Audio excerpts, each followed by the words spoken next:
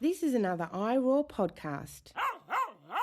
You recognize that meaning is being co-created in every single situation, that a tree or a rock has a very particular meaning for a particular animal or insect, for example. A different kind of meaning has a different resonance than it would for you.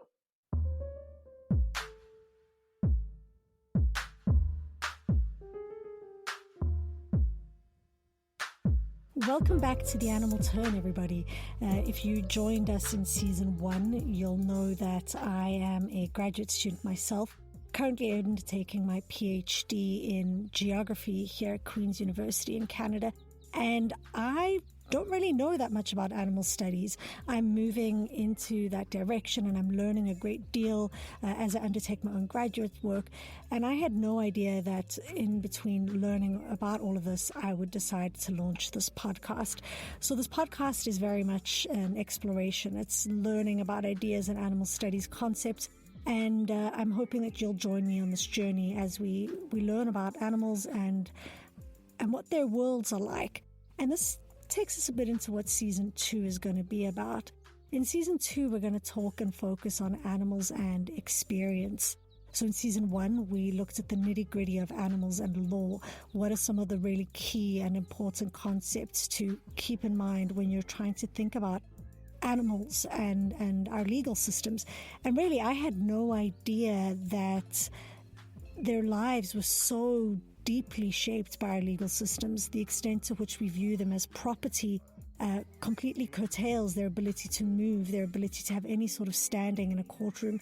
And this really opened my eyes up to a whole new world. And in a very different way, Season 2 is going to do the same, or at least I hope it will.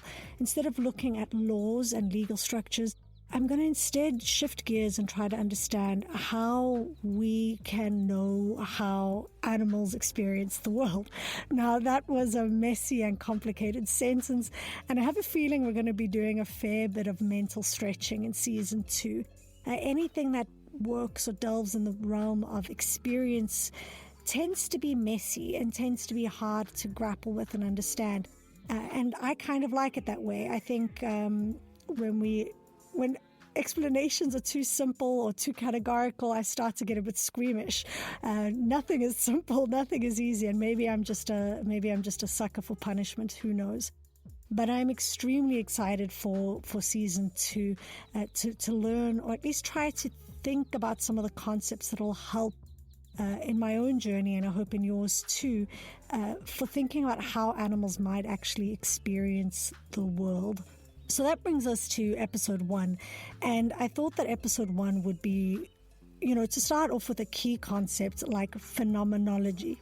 Now you're going to hear a couple of times, both myself and Zipporah will mispronounce this word in this episode because for some reason it's a tongue twister. And I'm really thrilled that she stumbled on it too, because it made me feel a lot better about myself and the fact that I almost always say this word wrong.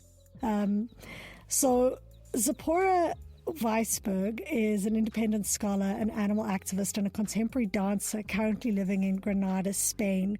You'll hear that we have some delay in our conversation. I tried my best to edit that in post-production, and unfortunately what that did end up requiring was for me to mute one of our microphones while the other was speaking, because we're both pretty vocal speakers, and sometimes our ums and our mhms and our yes were just a little bit off when we were speaking. So they became more of a distraction than really something that was helping the conversation along. Because of this delay, there were also one or two minor sound issues that came up towards the end of the podcast. You're going to hear that there's some crackling, and I wasn't too sure how to repair or fix that. But you can still hear what's going on, and in general, I think things went really well. So as I'm learning about animal studies, I'm also certainly learning a lot about sound and sound production.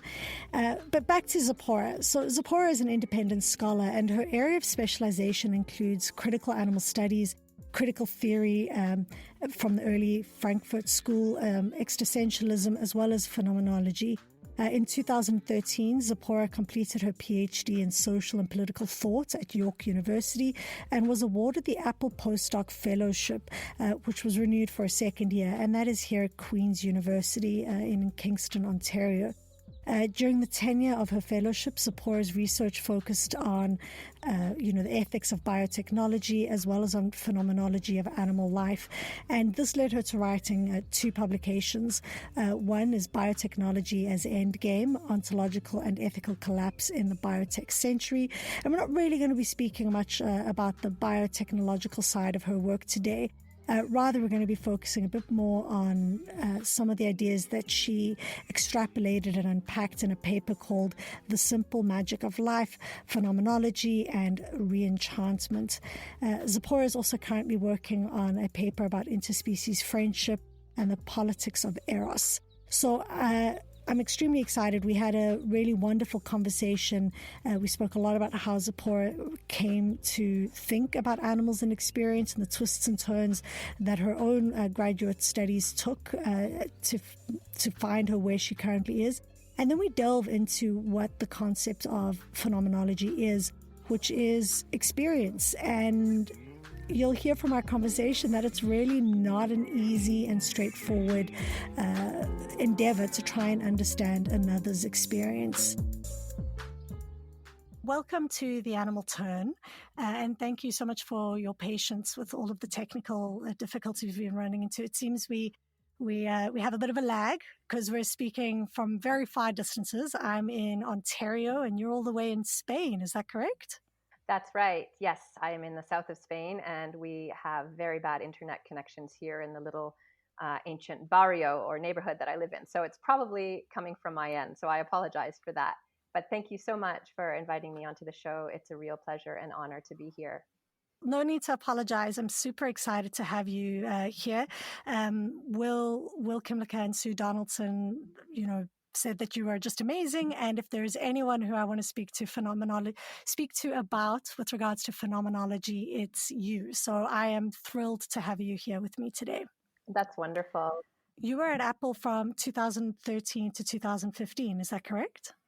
Yes. Actually, I was technically the Abby Benjamin postdoctoral fellow in animal ethics in the Department of Philosophy at Queen's University, under the formal supervision of Dr. Will Kimlicka and the informal supervision, guidance, and friendship of Sue Donaldson. It was a fantastic experience, really one of the best I've ever had academically, intellectually, and as an activist as well. I have nothing but good things to say about my time there, not just in terms of the community that we developed with other graduate students, undergraduate students as well, but also just in terms of the working relationship that I had with Will and Sue. Well, that's so great to hear. I'm developing that kind of relationship with them here myself. So as a current graduate speaking to a former graduate, it's really nice to connect with you. And again, I'm thrilled to have you here as the first person on season 2. So season 2 is going to focus on animals and experience. But before we get into the focus of today's episode, which is on phenomenology, which I'm going to mispronounce at some point during today's episode. I don't know what it is, but my brain just always missays this word, phenomenology. But before we get into what that concept is and how it relates to animals and experience, maybe you could tell me a little bit about how you got interested in animals and animal studies. Sure. And I will just add that I was just thinking about that the other day because I was speaking with another friend about phenomenology, and he was also stumbling over the word. And I thought, couldn't they have thought of a better word, an easier word to say? Because it happens to me as well. It happens to everyone. So don't worry at all about that. And it'll probably happen throughout the show today as well for me. So yeah, I guess my relationship, you could say, with the world of animal ethics and animal politics, and eventually critical animal studies goes back almost 20 years, if I can say that. That's remarkable. That makes me feel very old. But when I was an undergraduate student at Simon Fraser University in Burnaby, British Columbia, just a suburb of Vancouver, I got involved with an animal liberation organization on campus. our main focus there was trying to expose the animal research that was taking place on campus.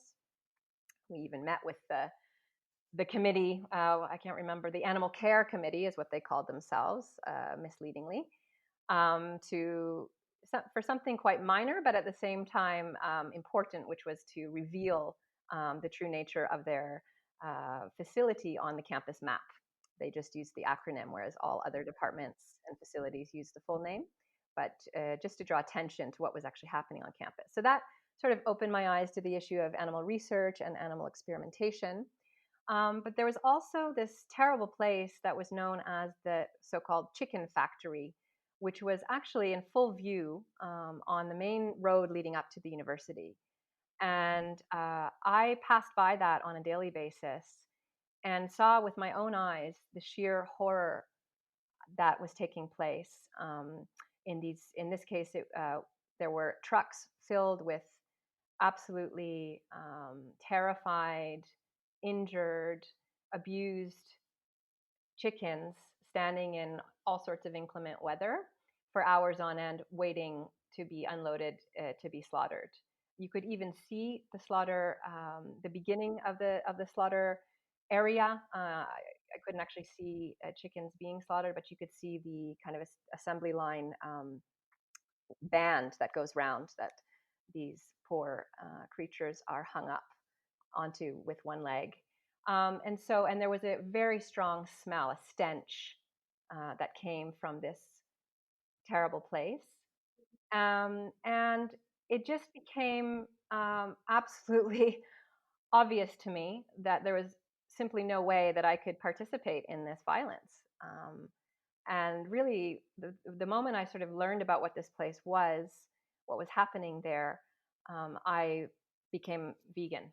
I had been learning a little bit about other aspects of the animal industrial complex. I didn't know that term at the time, but I had been learning about factory farming and about animal experimentation, as I mentioned. And I'm actually telling you this in reverse order. I had become a vegan before I joined the animal rights group on campus.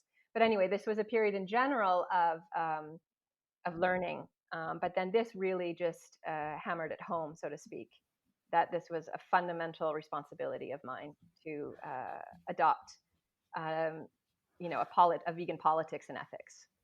Wow. Okay. So you went to university. You were exposed to animal slaughter, chickens being abused, and then became aware of the different ways in which animals are used. So both for food, but also in research facilities. And you had mentioned earlier that you wanted to expose how the animals were being used in your university. Do you know what kind of research was actually being conducted there? It's a long time ago, I have to say, but they were doing a research on cats and on rabbits.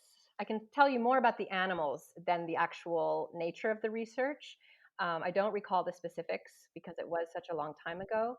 But they actually allowed us to come into the facility, which I doubt would occur today, to have a tour, quote unquote, of the facility. They wanted to show us that the animals were just fine, and this was their approach. And they also had tanks full of various fish species that they were doing experiments on. So I'm not even gonna pretend to remember what kinds of experiments because that would just be misleading. All I can tell you is the visceral impact of the visit. I mean, there were cats in this kind of like store window area where there was like a plexiglass window, and then the cats were just sort of piled together in this like windowsill, just a slightly larger than normal windowsill where you would see like a mannequin on display. That's the space the cats had, and they looked quote unquote okay at first glance in terms of the fact that they didn't have lesions or abrasions. There were no signs of physical abuse, but physical abuse can also be invisible to the naked eye, and certainly psychological abuse is a major factor here. We also saw rabbits in sort of large Tupperware containers, just sitting there in a box of plastic, just alone, isolated in a dark room, and fish in small tanks, just swimming round and round. So it was a very moving experience just to witness this institutional violence with our own eyes. Well, this was something that came up in season 1, where I spoke to Siobhan O'Sullivan. So she's done a bit of work on visibility. And, I think about the visibility of lab animals, and I've never, maybe we're exposed somewhat to it in schools, or some schools where vivisection is still something that happens. But my exposure to any of these sorts of animals has been really quite limited. So that must have been quite an evocative experience for you, as you say. So you've been now exposed to a variety of animals in a variety of situations. How did you find yourself, looking at philosophy? Were you already enrolled in a philosophy course, or did this somehow influence your journey? Right, that's a really interesting question. So actually, at this time, I was studying theater, physical theater, to be precise. I was in a very different world. I got a terrible mark on the one and only philosophy paper that I tried to write. It was on Kant's categorical imperative, and I really botched that one. I think I was up too late rehearsing. So I was in a different world, a very studio-based training. I think there was far too little sort of intellectual activity in that program. If I were to go back and offer some feedback, that's one of the things I would say. But so I didn't get exposed to, I didn't know that critical animal studies even existed. And it hadn't even occurred to me to study anything related to the question of animal exploitation or liberation. I was really approaching the issue from the standpoint of an activist. I also worked a little bit with the Vancouver Humane Society, which is much more than a typical humane society. It's really a radical animal liberation organization. So I did some volunteering with them, was very active in the campus group, and started involving myself in other projects as well, with other sort of community activist groups, including one called Public Works, where we came up with a kind of culture jamming, culture jamming action. I'm not sure what I think of this now. It actually could be quite troubling when I look back on it, in terms of its implications. But culture jamming and the approach of this group was to kind of use humor to make people uncomfortable about a glaring injustice in late capitalist society. And so I wanted to draw attention to the so-called chicken factory, which really people just ignored. It was so visible. If we're talking about visibility, it was so visible that it became invisible, right? It's just like another thing that you pass by, just like the store, or the McDonald's, or whatever it is that you pass by on your bus or your bike, on the bus or your bike. And so I wanted to bring real uncomfortable visibility to this place. And, people complained about the smell, but that was almost aesthetic, right? They were concerned, it bothered them, but they didn't actually ask, what the ethics of that smell were, what was actually going on to create that smell. So we did we created a pamphlet. We invited parents and their children, of course we knew they wouldn't come, to a Disneyland style tour of the factory. We sort of focused on, and we handed out these pamphlets and tried to create this image that it was a happy, fun place to go, because what we were doing was drawing on the happy, fun images that we see in advertising, to kind of erase the brutal reality, the pictures of and images of happy chickens and happy cows in fields and so on and so forth. So we were playing a little bit with that. Again, I'm not sure that I would do that again today, but that was sort of my first experience with the kind of experience with activism, also in direct contact with the public. Like we went around, we dressed up, and we handed out these pamphlets to people and tried to gauge their reactions, which were mixed. Well, certainly subversive, I think. Yeah, you could say that. Although now I think that the humor, I think in this case was problematic, because there was just such extreme violence taking place there, that I do think humor doesn't have a place in certain situations. I understand the strategy that we used. I understand that we had good intentions, but I would not do that again now that I think about it and talk about it. I feel like there would have been, and there are other ways of raising awareness about places that are so visible they're invisible. So how did this then get you interested in the world of philosophy? Yeah, okay, right. So a lot of things happened. I went to Poland, taught English, studied performed in a physical theater group there as well. I had just become vegan, so going to Poland was a challenge, because veganism 20 years ago in Poland was really not a thing. It was really difficult to make that work, but I did, and I in a way appreciated the challenge, because it just confirmed my commitment. But yeah, so after that, I felt that I did need to be more of a part of the activist community in a more committed and comprehensive way. So I joined, I became an employee actually of Global Action Network. It's no longer exists, but it was a very effective and quite well-known animal liberation organization in Montreal. And that's where I started sort of getting more in touch with the academic side of things. But I actually started with religious studies. Again, I was a very naive at this stage and really didn't know much about anything. I was, exploring these issues from a sort of purely activist point of view, if you can say that, meaning I wasn't reading a lot. I didn't even know there was anything to read about these issues. I was looking at footage of animal violence, which was incredibly traumatizing, I have to say, and is the impacts of which I still feel today. And speaking to people on the street, going to protests, organizing protests, those kinds of things, right? But I did have a friend who was studying Buddhism, and it didn't even occur to me to go into philosophy. I became intrigued by this religious tradition called Jainism, which predates Buddhism. I won't go into the details about it. But what I was intrigued by after seeing all of this brutality, and also indifference to the brutality that we were all very well aware of at that point, even 20 years ago, was this religious tradition that prioritized ahimsa, or non-harm, to all living beings over everything else. That was its main guiding principle. And I then registered for a master's program in religious studies with a focus on Jainism. First, I started at Concordia to get some qualifying credits, and then I ended up at SOAS, the School of Oriental and African Studies at the University of London in London, England. And so I did my master's in Jainism. And learned a lot about the tradition. Read the ancient texts in English. wasn't quite at the point of being able to read them in the original Prakrit or other languages, and was really really blown away, I have to say, by the degree of commitment that these people had towards all living beings. Just it was so fully integrated, and is in many Jains' lives still fully integrated into their daily lives.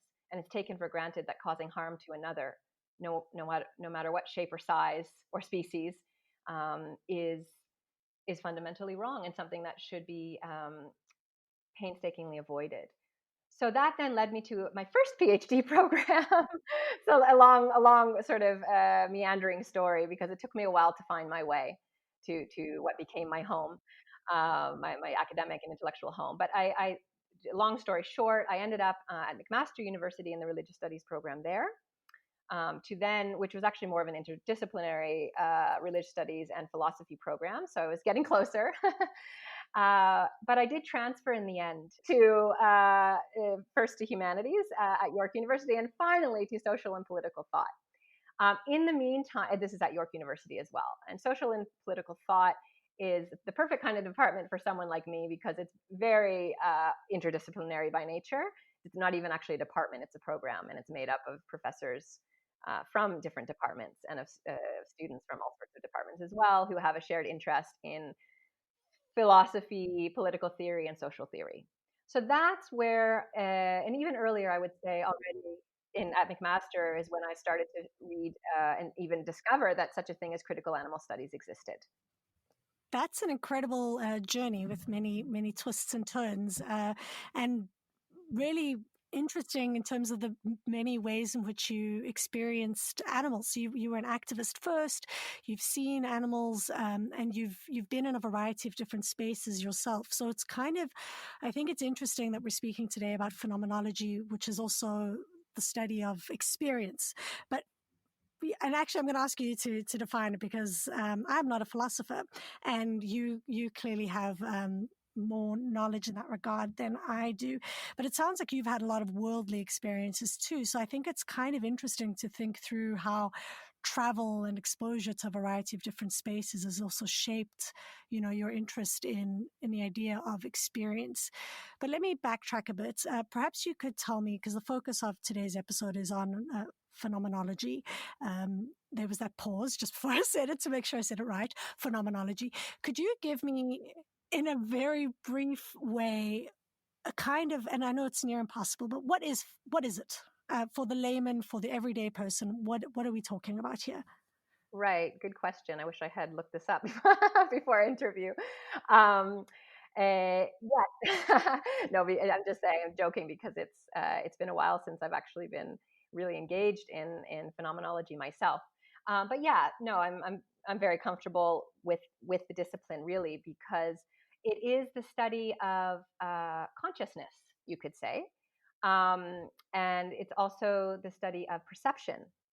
So, what are beings' lived experiences? And, I can talk especially about Maurice Merleau-Ponty, who's the phenomenologist that I was most interested in and that resonated most with me, and that seems to be the most directly relevant to issues around animal exploitation and animal liberation.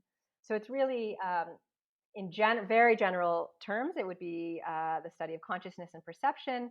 But for Merleau-Ponty, the question of embodiment, the relationship between, or even difference between, I think more precisely, perception and cognition, the relationship between beings or subjects and their lived world, what is called the Umwelt in phenomenology speak.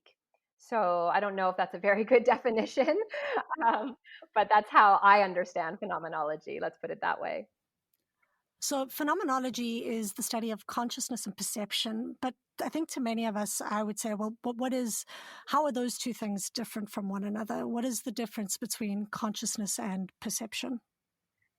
That's a really interesting question. And yeah, I mean, I've actually never thought about what is the difference between consciousness and perception, because what I think about and what I've learned through my readings of Merleau-Ponty and others is that perception is part and parcel of consciousness, and consciousness is embodied.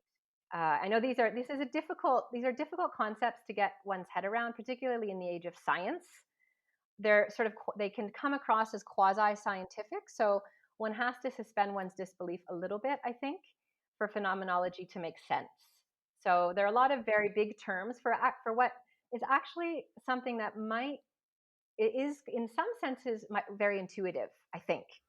Most of phenomenology is not really concerned with the non-human world, or is this predominantly an animal studies concept? Right. Yeah, that's also a very good question. So you're absolutely right that certainly the earlier phenomenologists were not per se interested in animals, although by its very nature, certainly the phenomenology of Merleau-Ponty and even his predecessor Husserl, less so Heidegger, it kind of has to take into account other animals. And I do think Husserl was the first one to do this in his discussions of intersubjectivity, but I'm not going to really get into that because it's a bit technical. I'm more interested in Merleau-Ponty because what makes Merleau-Ponty relevant to animal studies is his focus on embodiment. That's also one of these terms that's thrown around a lot, but it's really important the way that he develops this term, the way that he uses it, because it's a challenge to what our civilization really has been plagued with for centuries, which is Cartesian dualism, this idea that the mind and the body are separate somehow, and that reason presides over the body, and that there is even such a thing as a kind of quasi-disembodied reason. So again, without getting into the details of that, what Merleau-Ponty does is he offers an alternative way of understanding how we make sense of the world. There are also challenges to empiricism and idealism, but I don't want to bore you with that. Oh no, you're not boring us at all. Okay. Yeah, well, he wants to challenge the idealist conception of a sovereign subject, of this kind of all-thinking subject that imposes categories of understanding on the external world, as though the world is external to begin with, right? And he's also challenging kind of the empiricist idea that we are sort of passive recipients of sensory data.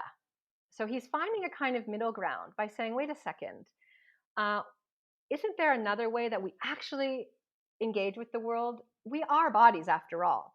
So, when we sit down, when we're speaking at this very moment, our whole body is engaged in this activity, in this dialogue. We're not just minds, even though we're talking about phenomenology and philosophy, these lofty topics. We're talking about them as lived bodies. And that can mean many different things as well, right? We're lived bodies in many different ways, and not getting into the whole politics of embodiment. But what Merleau-Ponty teaches us is that the body is a seat of consciousness, and we are beings that are shaped by the perceptual experience of an embeddedness in the world. And he also draws on Jakob von Uexküll, who was actually a Baltic German zoologist, who was not per se a phenomenologist, but whose writings are definitely similar in tone and in aim, I would say, to phenomenology, where they're talking about the life worlds of different beings. So rather than sort of viewing us as these kind of bodiless minds floating around, making concrete analyses of the world around us using these fixed categories of understanding, or as just being these kind of passive bodies just taking in sensory data. Merleau-Ponty and also Uexküll before him wanted to explore how we are co-creating the worlds around us, that we live in we inhabit worlds, and these worlds are multiple, right? So I'm not talking about the world of human beings on the earth. I'm talking about, or even a social world. I'm talking about a world with the lived environment in which you are situated at this very moment, seated on the couch, or walking in a forest, or for an animal in a factory farm, or in a safe place like a sanctuary or interspecies community, among others. So we co-create worlds with the lived environment and also with other subjects. So one of the big words in phenomenology is intersubjectivity, that we're constantly co-creating through our own entanglement, our intersubjective intertwining. There are these beautiful, a little bit wordy words, but still, I think, very moving somehow. That we're co-creating worlds with each other. And so what that does is that creates the foundation for a much more immediate sense of empathy, okay, because we are co-situated. I think Elizabeth Benke talked about that. And so we are experiencing the world in a sense as another being is experiencing the world, even though we never quite know, and this is very important, we never quite know what another being, even what another human being is experiencing at any given moment, even if we feel we've experienced that before. Just so that I'm, because you've given us a lot to think about there. So phenomenology is in general concerned with experience, and I'm gathering now from what you're saying, the experience of the first person. So how is a being experiencing the world? But based on what you're saying here, not just that they're experiencing it as individuals, that the position you take is that consciousness is born of the body or is the body, but that it's not an individual necessarily, that wherever experience is, it tends to be created with either other beings or other environments. So it's never isolated. Is that kind of on the right track? Yeah, that's a really nice way to put it. And it's not to say, so I would just add a caveat that although, yes, we're constantly co-creating, and I should add a really important word here, which is meaning, okay? The world is filled with what Uexküll calls carriers of meaning. So any object, which could be another subject, that we engage with is a carrier of meaning for us. It carries meaning. It's really quite a simple term. It has meaning. It carries meaning. So it actually has an active role in that meaning. But yes, we're co-producing, co-creating, and co-constituting the world and the worlds within which we live. On the other hand, although we are constantly involved in intersubjective relations, we are very much within our own private subjective worlds. And this is particularly important for animal ethics and politics because it emphasizes the sheer variety of non-human animal life and experience, Each animal, although we tend to think of them now as just these sort of faceless automatons in factory farms, or these meat objects, right? Meat producing objects and commodities. Even though they've been genetically altered and bred, they are still very much deeply feeling, deeply perceiving individuals. And that term itself is loaded, but so I might say subjects, individual subjects or unique subjects. So what you're saying is even though we speak about maybe chickens or dogs or cows as these kind of mass groups, that what's really jarring is when you start to think, okay, each individual that's going through that process is having an individual experience, even though they're creating it. That experience is part of a broader, so you've brought up factory farms, a part of a broader structure in which they're being killed and sold. They're part of this bigger environment, but each individual therein has an experience of that world. That's a very nice way to put it. Absolutely. And this is one of the things that I think see, I did it. I knew it would happen at least once. So phenomenology is really useful in highlighting just how horrible the placing of these animals in sterile, barren environments is, not to mention environments where extreme violence is taking place every second. Because phenomenology shows us, and this is a beautiful part of Uxkull's book that I've got right here, A Foray into the Worlds of Animals and Humans, where he talks about the effect. He uses this term, and he calls it, for example, something like the love effect. So a hen, she might be sitting on her eggs and keeping them warm, the little beings that are coming to life inside there, and waiting for them to hatch.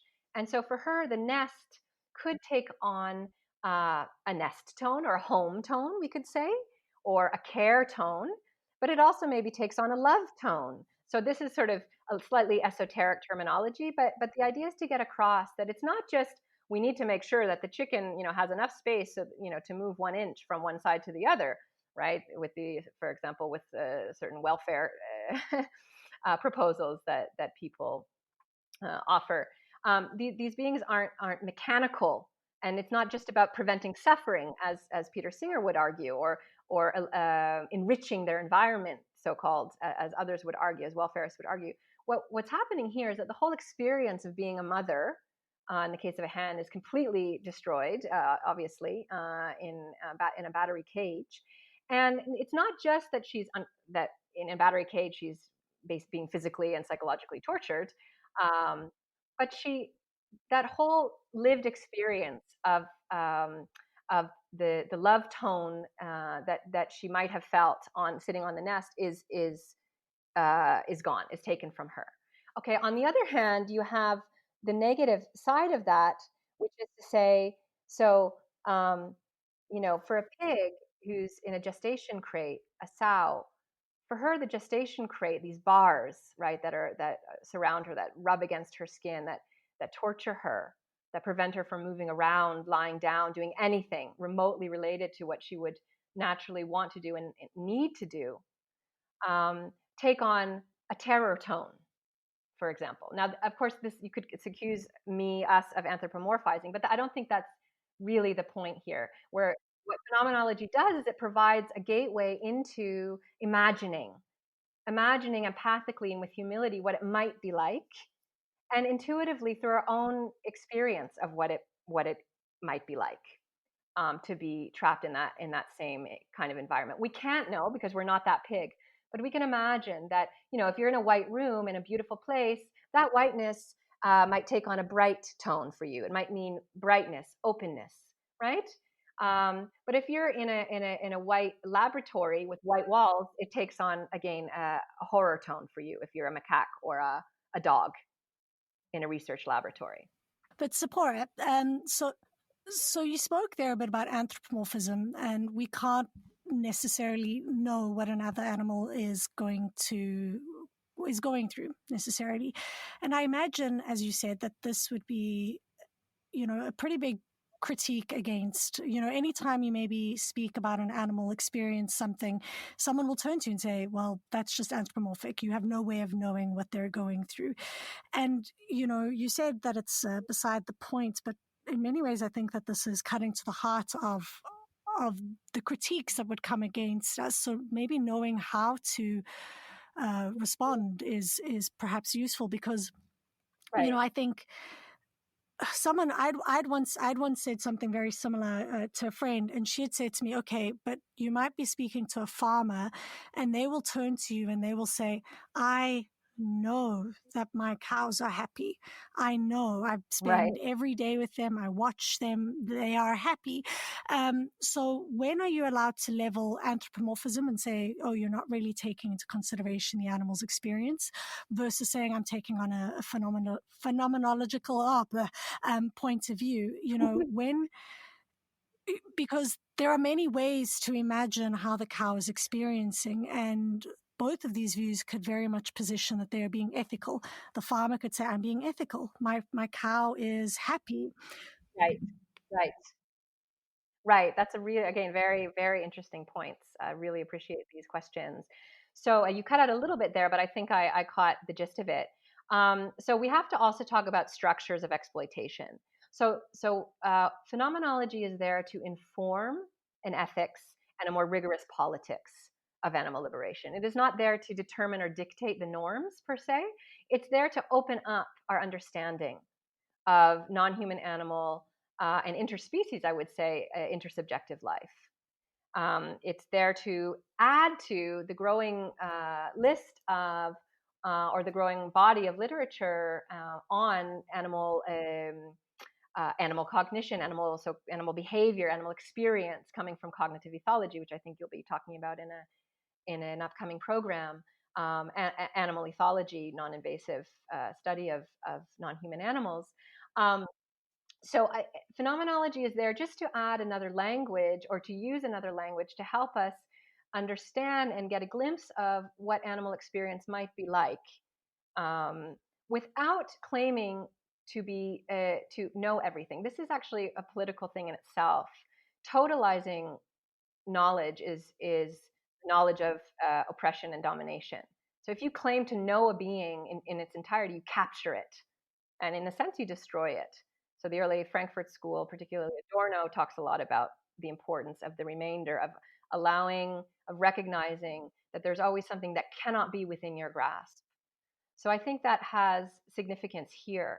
But really, what phenomenology does is provide, also just slipped on it again, um, a language and a framework for deepening our understanding, and for bringing to mind concepts that other disciplines or other areas of study um, may not introduce, such as meaning making.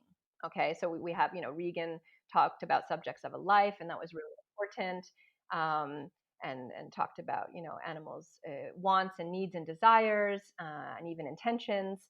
Then we have ethologists talking all about animal pleasure, like Jonathan Balcombe and his wonderful work on pleasure, which is something that had been anyway under examined until his book came out. So phenomenology just adds to that, but it doesn't claim to have a final knowledge. It's just opening up the knowledge, but it does it with an epistemic humility. This is something itself that's really important.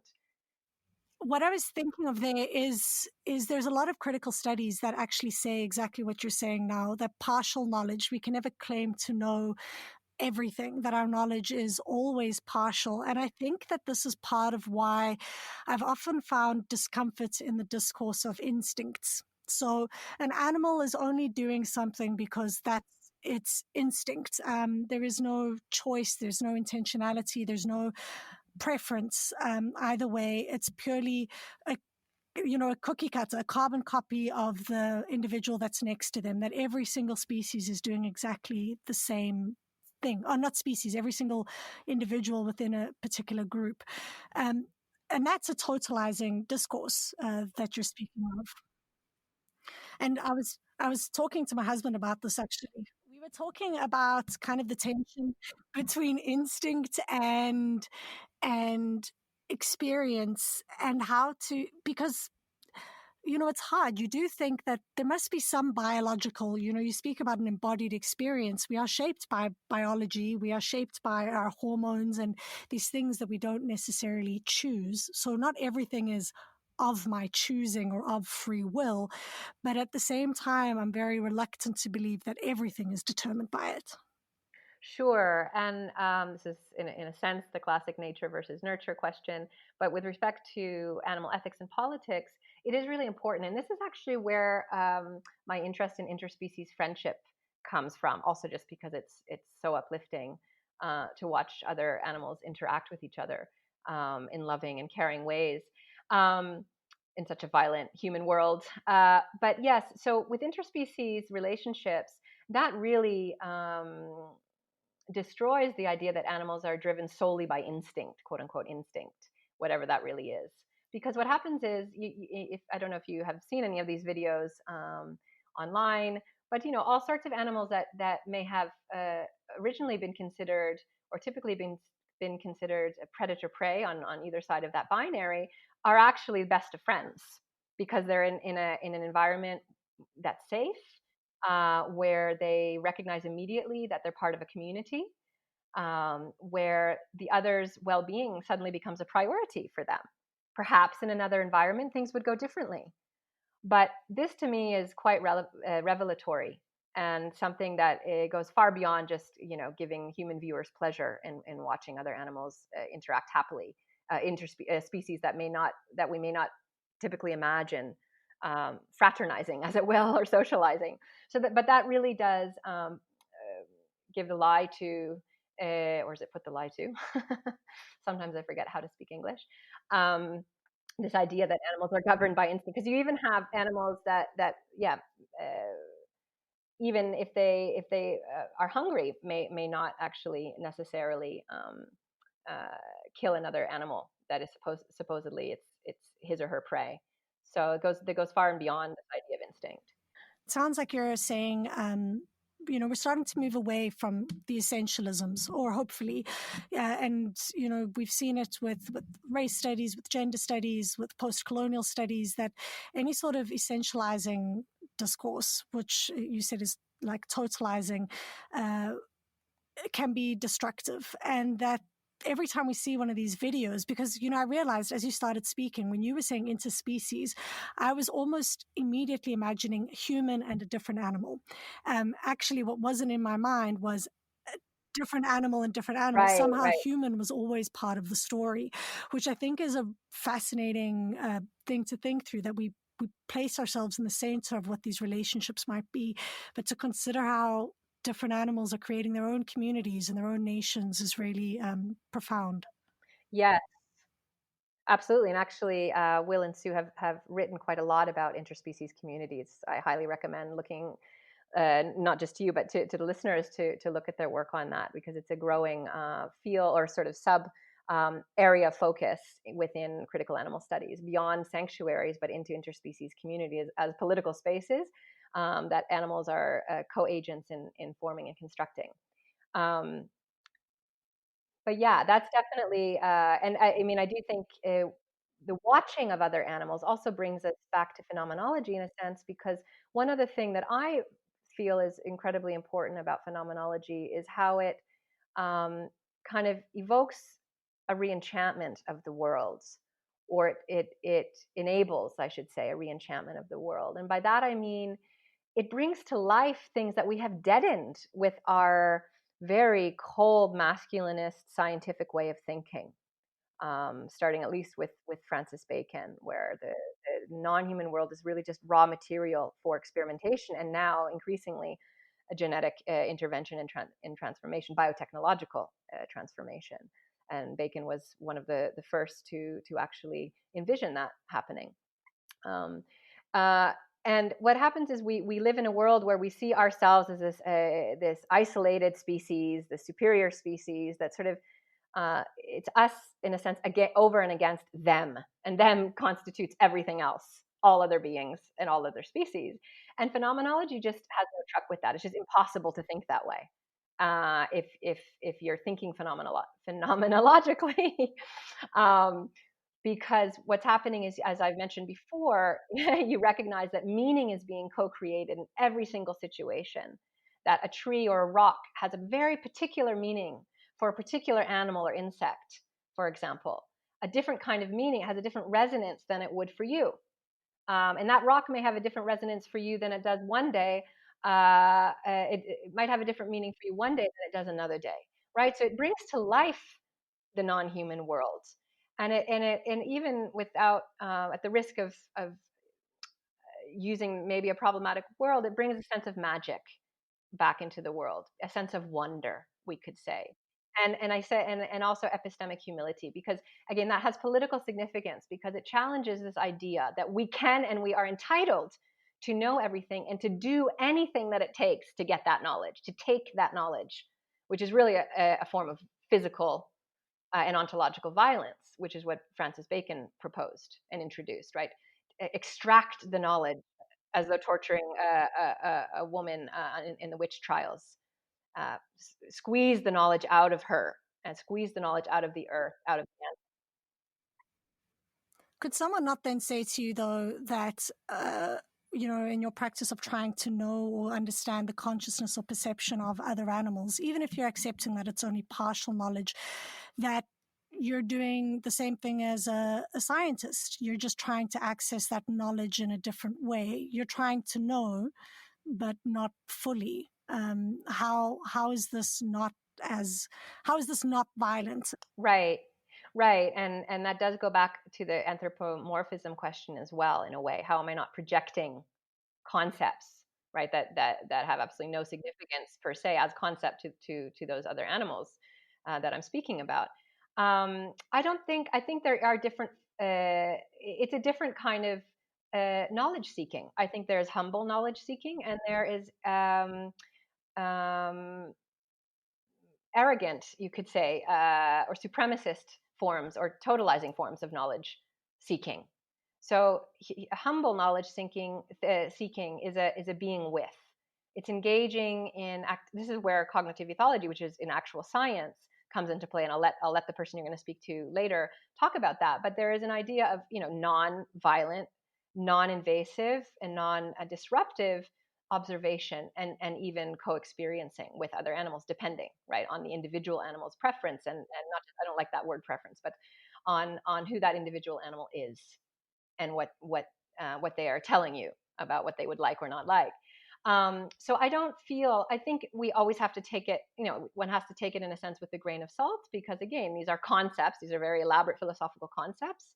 But I do think that they come out of a place that is very intuitive. And what, just that we can see, like if we sit down with a cat, or I have Bishu is my companion here, my feline companion in Spain. And we just, one thing I love about non-human animals in my time with them is just the spending of time doing nothing but being together. It's just a being with. So we just, we'll sit outside together, and he's looking at the same plant that I'm looking at, and he's very interested in it for his reasons. And I know that he's interested because his face is very expressive. His body is expressing his interest, and all sorts of changes are taking place, and he's looking with curiosity, with concern, with fear, with fascination. All sorts of things are happening.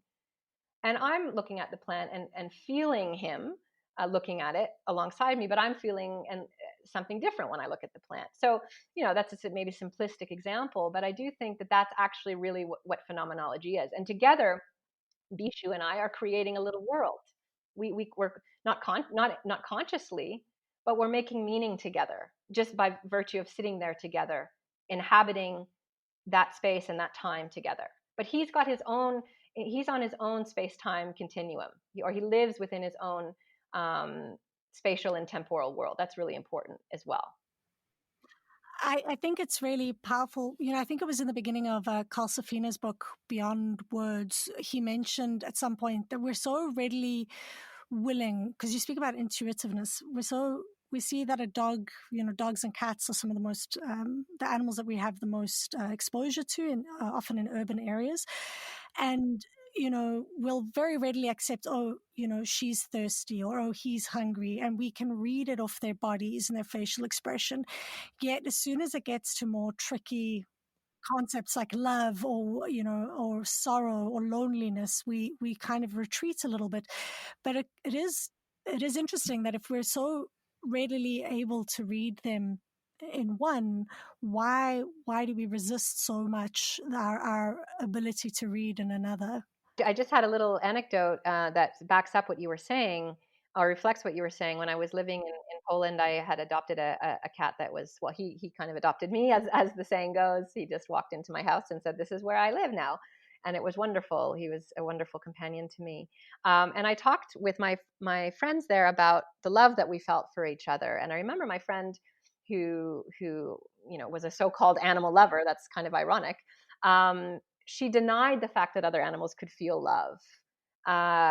And I remember just finding that shocking. I didn't have the language at the time because I wasn't that well versed in critical animal studies, or really well versed at all. And I didn't know how to defend it, but I just knew intuitively that there was something wrong with what she was saying. And that was coming out of a position of denial, and so on and so forth. Again, ethology, cognitive ethology and animal ethology is really the place where they get into the emotional experiences. Phenomenology is more about the perceptual, embodied experiences, but of course there's slippage, and it bleeds into the emotional life as well of their animals. So I've got one last question before we turn to your quote, because you were speaking about you and your companion looking at a plant, and that raised for me then an interesting question, because if you're speaking about perception or perceived experience, are you only speaking about like animated perceived experience, or would this then extend to plants as well? Are you thinking about the embodied experience of the plant that was also there in your world making, or is that a different type of question? That's again another fascinating and important question. I would say I don't have an answer to the question of plant consciousness. I know that there's discussion about that, and I'm very open to learning about that. But it's something that I do need to read up on, so I will withhold really any statement about that. But I will say that in terms of what's ethically relevant, or what's ethically relevant in a particular way, is animal consciousness, non-human animal consciousness, and intentionality. And when I say that, I mean that embodied animals that have nervous systems, and experience a wide range of emotions, for example. So for the question of animal exploitation and liberation, I think that does need to remain clear that there is an ontological difference. Now, that is not to deny plant consciousness at all. It's just to say that the set of ethical responsibilities are different for non-human animals and plants. And it's not to say that they're not equally rigorous.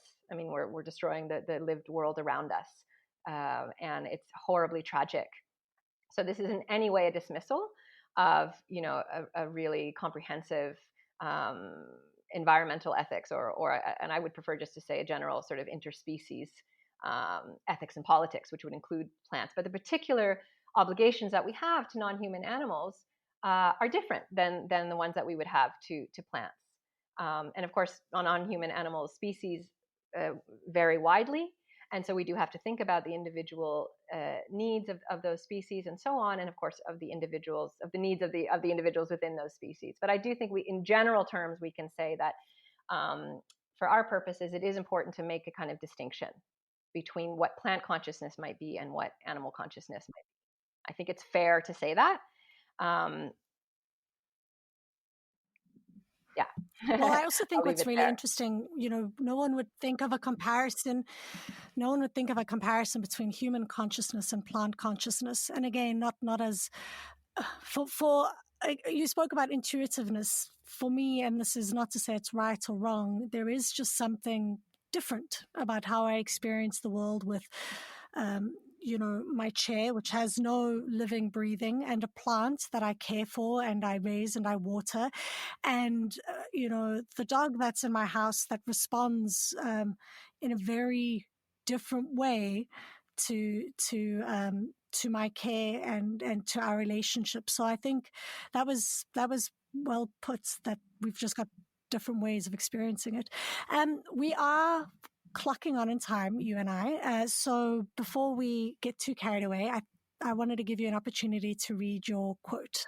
Yeah, sure. This is actually by Martin Buber, who's not a phenomenologist, but it's the quote that I have at the start of a paper that I wrote on phenomenology and animal ethics. And it somehow just resonates with me and seems to capture the spirit behind my interest in phenomenology and why I think phenomenology is important.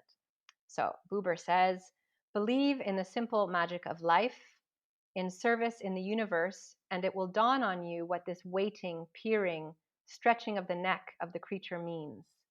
Every word must falsify. But look, these beings live around you, and no matter which one you approach, you always reach being. That's the quote. Wow.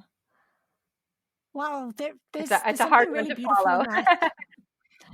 No, I think it touches on something because, like, let's say you're walking out. We were on a hike the other day, and you're walking, and you just by virtue of being outside of your regular environment, you feel different. And then we came upon a deer, and everything else just stopped. We weren't trying to think, we weren't trying to talk. We just stopped and we looked at her, and she looked at us, and we were trying to each suss out, without thinking really, what the other's body movement was going to be. Was she going to run? If we stayed still, would she stay? And we both kind of just were suspended there in being with one another and considering one another without overthinking it. So I think that quote's quite beautiful. Thank you for that example. That's a perfect example, really, to kind of concretize what Buber is getting at here. And this is also what phenomenology really teaches us as well, or reminds us, just to, again, indulge in the wonder of it without overthinking it, exactly as you said. So thank you for that. Yeah, it is wonderful and beautiful, and yeah, and I think it's really subversive to try and think through what another's world is like, whether it's another human or another animal being. I think you've raised here just a whole bunch of interesting words: world making, perception.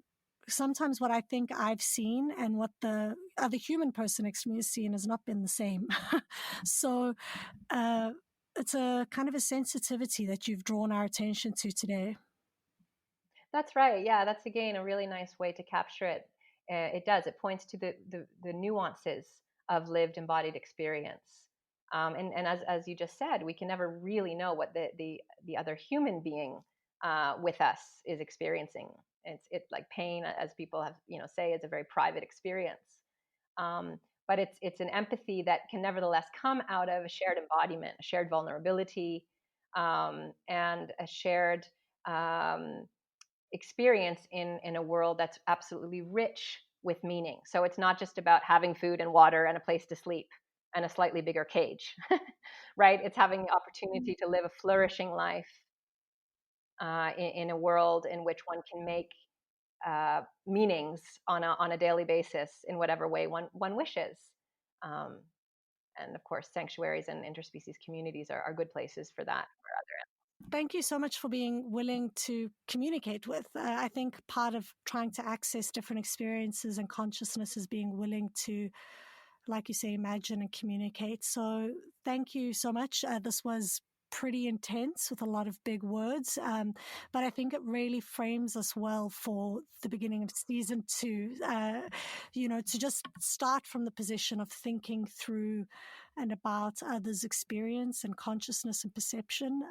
So thank you so much for joining me here today and for giving so generously of your thoughts and ideas. Thank you so much for having me. It really was a pleasure. It was so exciting to have an opportunity to go back to my research on phenomenology, which I have left by the wayside for some time now, living in Spain as a dancer. But it really does remind me of the importance of this discipline, and it's inspiring me to go back and keep reading, get back to some reading, and maybe even writing. So thank you again, and I really look forward to the upcoming episodes. Yeah, it's going to be great. I'm super excited. Before you go, if anyone wants to get in contact with you or find out, you said you would be working on some stuff with interspecies friendship. If someone wants to reach out to you or learn more about the work you do, how can they do that? Yeah, right now the best way is just via email. Should I give it to you, or you have my email, I guess? I'll put it on the info page. That would be great. Yeah. I don't have a website for my work. Also, academia.edu. I can be contacted that way. So that's it. We are well and truly into season 1 now. A huge thank you again to Zipporah for joining me in season 2, episode 1. As always, I want to say a big thank you to Gordon Clark for the bed music, to Jeremy John for the podcast logo. I also want to thank our sponsors, Animals in Philosophy, Politics, Law and Ethics, A.P.P.L.E. And I want to put a shout out there to the iRaw network. If you haven't listened to any of the other podcasts that are currently dealing with animal-related issues, advocacy, scholarship, go check out the iRaw network. There's a lot of content on there, and you can really get lost in learning, which is a wonderful thing to do. Also new to everything right now is The Animal Turn now has its own Instagram handle, which is The Animal Turn, as well as its own Twitter handle, which is at The Animal Turn.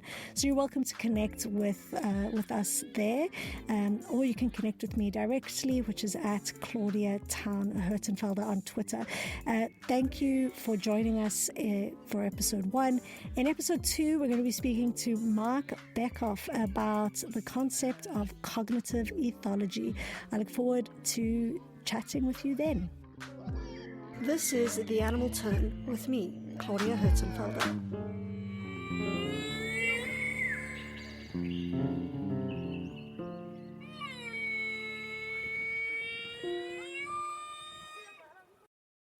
For more great iRaw podcasts, visit irawpod.com.